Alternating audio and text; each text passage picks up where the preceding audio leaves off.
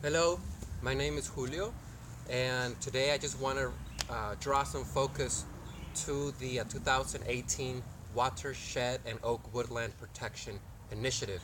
It's a direct democracy ballot or vote, right?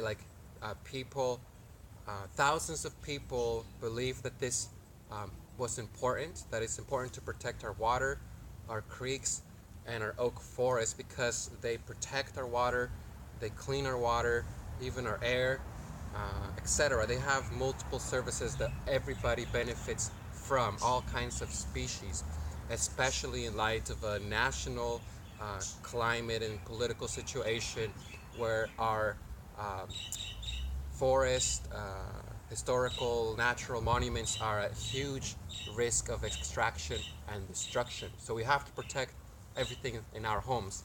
And not only that, but we also have a global ecological and climate change crisis that's been brewing, and we already are feeling the effects. So the people of Napa County have spoken. This is up for vote.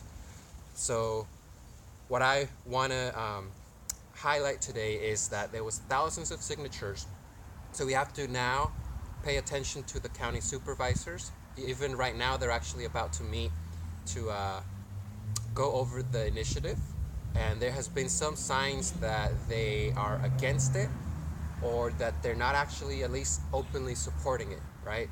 So make sure you call your supervisor, keep an eye on them.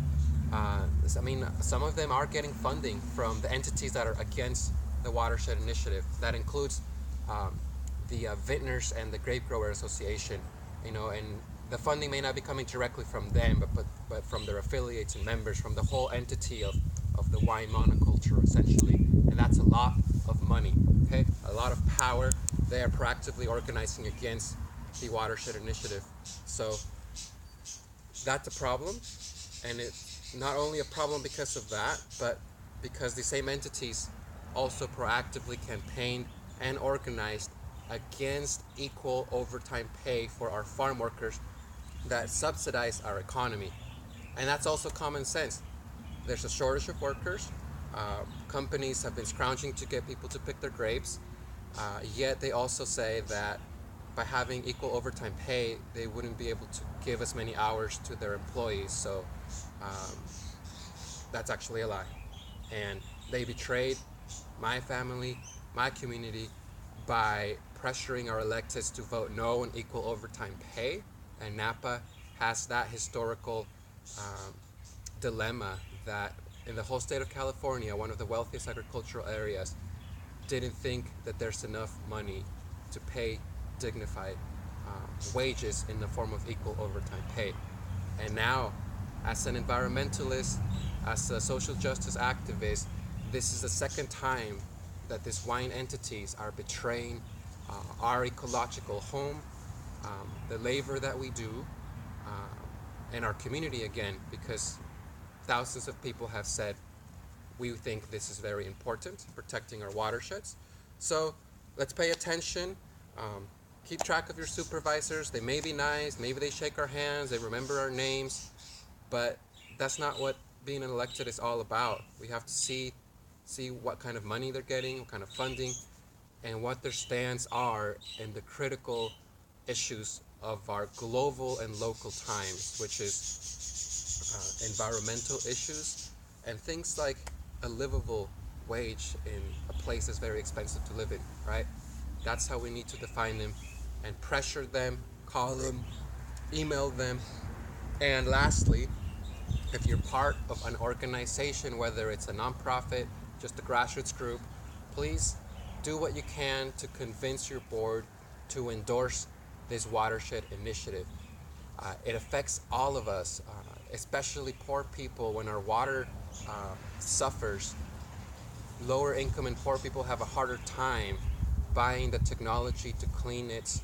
Um, when there's less trees to clean our air, poor people will get hit the hardest because of health factors, access to health resources, etc., buying filters. We also can't afford to move to an oasis, right? So it doesn't matter whether your organization does immigrants work, environmental work, etc. you can endorse the initiative. In fact, the whole public, a big part of the public has endorsed it. So let's get our organizations to also endorse it. We have to take a stand.